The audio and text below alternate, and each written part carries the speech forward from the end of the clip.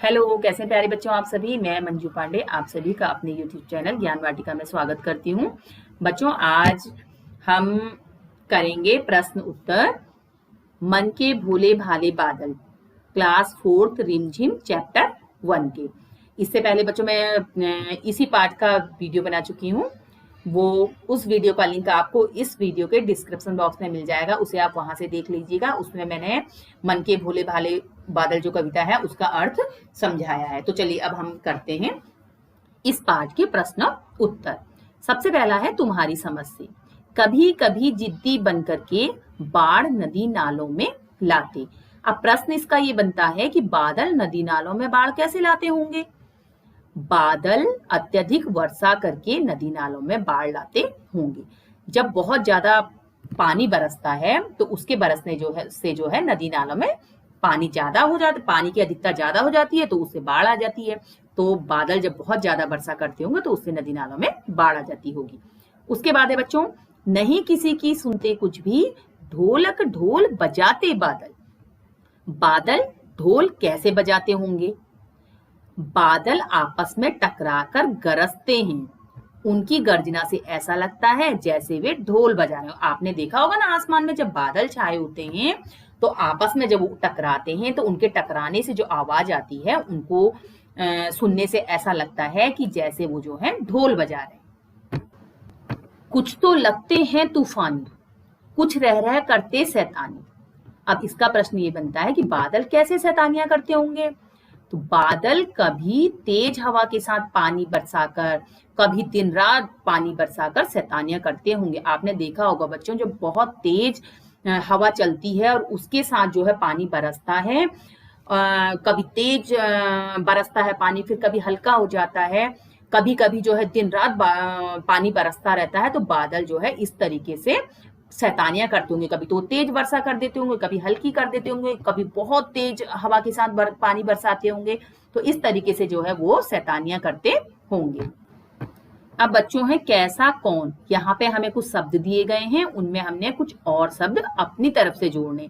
जैसे देखिए, सूरज सी चमकीली थाली, चंदा सा गोल चेहरा, हाथी सा भारी व्यक्ति, जोकर सा नटखट बच्चा, परियों सा सुंदर पंख, गुब्बारे सा फूला मुंह, ढोलक सा मोटा पेट। तो देखिए अब कुछ शब्द थे, इनमें हमने कुछ शब्द जोड़ करके इन्हें पूरा किया है।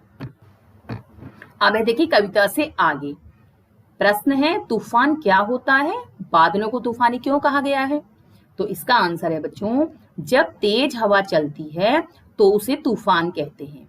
बादलों को तूफानी इसलिए कहा गया है क्योंकि कभी कभी बादल तेज हवा के साथ मूसलाधार वर्षा करते हैं, इसलिए उनको तूफानी कहा गया है। साल के किन किन महीनों में ज्यादा बादल छाते हैं। तो बच्चों, साल के जुलाई और अगस्त में ज्यादा बादल छाते हैं, क्योंकि उन्हीं दोनों वर्षा के महीनों में ही ज्यादा बादल छाते हैं ना। कविता में काले बादलों की बात की गई है। क्या बादल सचमुच में काले होते हैं, है ना। तो नहीं, बादल काले नहीं होते, वे काले दिखाई देते हैं। आपने देखा होगा ना, जब हम कभी देखते हैं आसमान में तो कुछ बादल तो हमें सफेद दिखाई देते हैं, बिल्कुल ऐसा लगता है जैसे रुई से भी तेज सफेद होते हैं, एकदम सफेद, और कुछ काले दिखाई देते हैं। तो बादल काले होते नहीं है, वो सिर्फ हमें दिखाई देते हैं। कक्षा में बातचीत करो और बताओ कि बादल किन किन रंगों के होते हैं। तो बच्चों, बादल सफेद रंग के होते हैं। सूरज की किरणों के कारण वे हमें काले, भूरे और लाल दिखाई देते हैं। ठीक है, बादल तो सफेद ही होते हैं, लेकिन जैसे आपने देखा होगा जब सूरज की किरणें पड़ती हैं तो जो है कभी कभी बादलों के ऊपर पड़ती है तो एकदम से उनका कलर बदल जाता है, वो लाल लाल दिखाई देने लगते हैं, भूरे दिखाई देने लगते हैं, काले दिखाई देने लगते हैं। उसके बाद है कैसे कैसे बादल। तरह तरह के बादलों के चित्र बनाओ। तो काले काले डरावने बादल, गुब्बारे से गालों वाले, हल्के फुल्के सुहाने। तो इनको बच्चों आप जो है स्वयं बनाइए। जैसे आपने कविता में पढ़ा होगा आपने कि कुछ हाथी से सूंड उठाए हुए हैं, कुछ ऊंटों से कुबड़ वाले हैं, है ना, गुब्बारे से उनके फूले हुए गाल हैं। तो उनको आप अपनी कल्पना शक्ति से आप कैसे भी कर सकते हैं, क्योंकि बादलों का कोई आकार नहीं होता है, ये तो कवि ने कल्पना की है ना। तो आप अपनी कल्पना के अनुसार, जैसे कवि ने कल्पना करके कविता की रचना कर दी, ऐसे आप अपनी कल्पना के अनुसार आप उनके चित्र बना सकते हैं। काले काले डरावने बादल बना सकते हैं आप, मोटे मोटे गुब्बारे से गालों वाले बना सकते हैं, हल्के फुल्के बादल बना सकते हैं। और आप इनको जो है स्वयं बनाइए और कक्षा में सभी साथियों को दिखाइए और चर्चा करें कि बादल के रंग और आकार पर आप आपस में चर्चा कर सकते हैं, है ना। तो इसको आप भी अपनी कल्पना के अनुसार इनका चित्र बनाइए बादलों का। अब बच्चों देखिए, कविता में बादलों को भोला कहा गया है। इसके अलावा बादलों के लिए और कौन कौन से शब्दों का इस्तेमाल किया गया है, नीचे लिखे अधूरे शब्दों को पूरा करो। अब देखिए, जैसे आपका ये मौ दिया हुआ है, जी दिया हुआ है, सै और तू।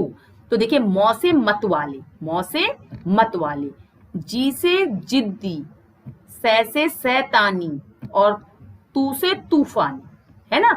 मतवाले बादल, जिद्दी बादल, सैतानी बादल, तूफानी बादल, है ना। तो ये शब्द जो है इस्तेमाल किए गए हैं कविता में बादलों के लिए।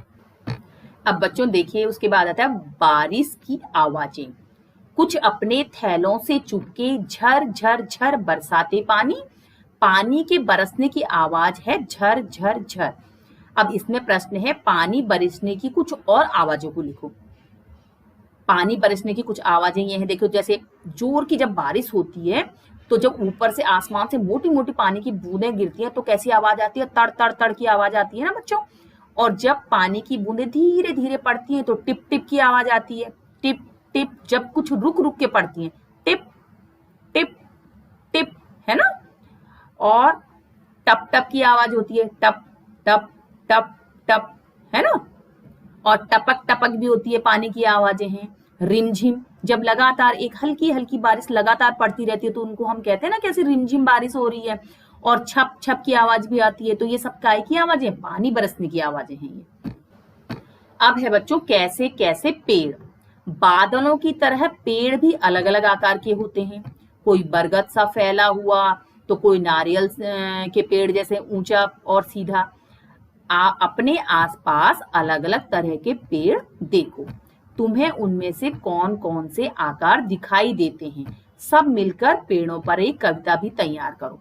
तो बच्चों, इसे आप स्वयं करेंगे, क्योंकि देखिए सबके आसपास जो है अलग अलग आकार के पेड़ होते हैं। अब कोई जरूरी नहीं है कि जहां मैं रहती हूँ या आप रहते हैं उसके आसपास कुछ और पेड़ होंगे, कहीं कुछ बच्चे अलग रहते होंगे तो वहां कुछ और पेड़ होंगे, है ना। तो जैसे बादल अलग अलग, बादल का आकार अलग अलग होता है, ऐसे ही जो है पेड़ों का आकार भी अलग अलग होता है, अलग अलग तरीके की। जैसे आपने देखा कि बरगद का पेड़ होता है, बरगद का पेड़ बहुत फैला हुआ होता है ना। बरगद की घन छाया कैसी होती है, घनी होती है, पीपल की, बरगद की। और ऐसे ही नारियल का पेड़ होता है, नारियल का पेड़ एकदम सीधा खड़ा होता है ना। तो अलग अलग तरीके के पेड़ होते हैं, तो उनको आप देखो और उनको जो है उसके ऊपर आप सबके सब बच्चे कविता भी बनाए, क्योंकि सबके आसपास जो पेड़ होंगे वो अलग अलग होंगे। किसी के घर के पास बरगद का होगा, किसी के पीपल का होगा, किसी के नारियल का होगा, कहीं साल का होगा, कहीं शीशम का होगा। कितने पेड़ पौधे होते हैं, है ना। तो उसको आप स्वयं देखिए और सब मिलकर पेड़ों के ऊपर कविता भी बनाइए। तो इसे आप स्वयं कीजिएगा, क्योंकि बच्चों ये आपका अनुभव है कि आप अपने अनुभव से ज्यादा सीखते हैं, है ना। जैसा आपको दिखाई दे, आपको कैसी आकृति दिखाई देती है उसमें, जैसे कभी को बादलों में अनेक आकृतियां दिखाई दी, आपको कैसा लगता है। आपने देखा होगा कभी कभी रात में जब पेड़ होते हैं तो उनको भी हम देखते हैं, तो उनमें भी हमको कई तरीके की आकृतियां दिखाई देती है अगर हम उनको गौर से देखते हैं, है ना। तो इसको आप स्वयं कीजिएगा। तो बच्चों, आपको कैसी लगी मेरी ये वीडियो? अगर आपको मेरी ये वीडियो अच्छी लगी हो तो मेरी इस वीडियो को लाइक, शेयर और हमारे इस चैनल को सब्सक्राइब अवश्य कीजिएगा। और बच्चों, इसी पाठ का जो मैंने आपको अर्थ बताया है, मन के भोले भाले बादल, उस वीडियो का लिंक आपको इस वीडियो के डिस्क्रिप्शन बॉक्स में मिल जाएगा, उसे आप यहाँ से देख लीजिएगा। तब तक के लिए गुड बाय।